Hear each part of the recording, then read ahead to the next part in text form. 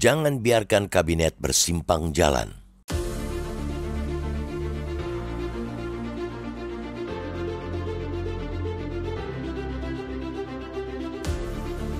Di tengah kondisi ekonomi yang sedang tidak baik-baik saja, soliditas antar punggawa pemerintah sangat dibutuhkan.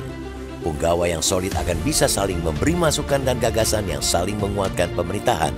Sinkronnya para pejabat pun akan melahirkan pemerintahan yang kuat. Soliditas ini sangat dibutuhkan lantaran pemerintah saat ini tengah menghadapi tekanan ekonomi yang berat. Ada ancaman perlambatan pertumbuhan ekonomi global. Menurut Organisasi untuk Kerjasama Ekonomi dan Pembangunan, Organization for Economic Cooperation and Development (OECD), pertumbuhan produk domestik bruto PDB global diproyeksikan akan melambat dari 3% pada 2024 menjadi 2,9% pada 2025 dan 2026. Selain itu, juga ada ancaman badai pemutusan hubungan kerja (PHK) akibat dari kebijakan efisiensi yang diterapkan pemerintahan. Ancaman-ancaman itu tentu membutuhkan jawaban dan solusi yang jitu. Solusi itu hanya bisa muncul dari tim yang solid, bukan para pejabat yang jalan sendiri-sendiri. Ibarat sebuah orkestrasi musik.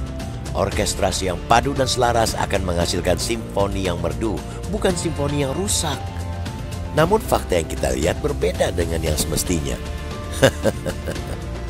Sejumlah menteri di Kabinet Merah Putih nyatanya tidak mampu melahirkan simfoni yang merdu.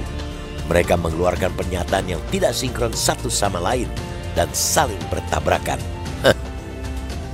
Padahal rakyat sangat menantikan kebijakan yang tepat dari pemerintah untuk meredam kecemasan mereka dengan kondisi perekonomian saat ini.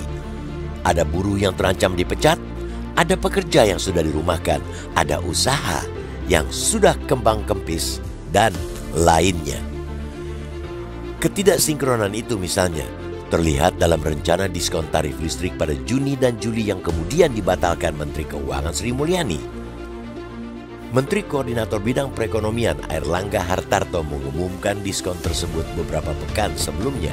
Namun Menteri Energi dan Sumber Daya Mineral (ESDM) Bahlil Lahadalia yang menangani teknis soal perlistrikan mengaku tidak dilibatkan dalam pembahasan rencana diskon itu. Bahlil pun berlepas tangan dengan pembatalan itu lantaran mengaku tidak terlibat. Diskon tarif listrik itu sendiri sejatinya memang dibutuhkan dan merupakan bagian dari stimulus ekonomi nasional guna menjaga daya beli masyarakat dan mendorong konsumsi domestik. Diskon tarif listrik sebesar 50% bagi pelanggan rumah tangga dengan daya 1300 volt ampere ke bawah sebenarnya juga cara jitu untuk menekan kebocoran bantuan pemerintah jika dibandingkan dengan metode lainnya. Ini adalah kasus kesekian dari ketidaksolidan antar para pembantu presiden.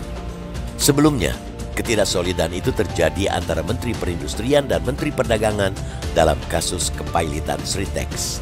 Menperin Agus Gumiwang Kartasasmita mengaku setuju dengan apa yang disampaikan Komisaris Utama PT Sri Rejeki Isman Tbk Sritex, Iwan S. Lukminto, bahwa Peraturan Menteri Perdagangan atau Permendak Nomor 8 Tahun 2024 tentang perubahan ketiga atas Permendak Nomor 36 Tahun 2023 tentang kebijakan dan pengaturan impor menjadi biang kerok kehancuran perusahaan tersebut.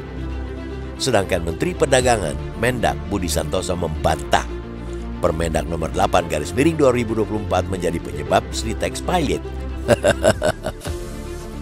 Perbedaan sikap di antara para menteri Presiden Prabowo tersebut mencerminkan lemahnya dan buruknya koordinasi antar instansi.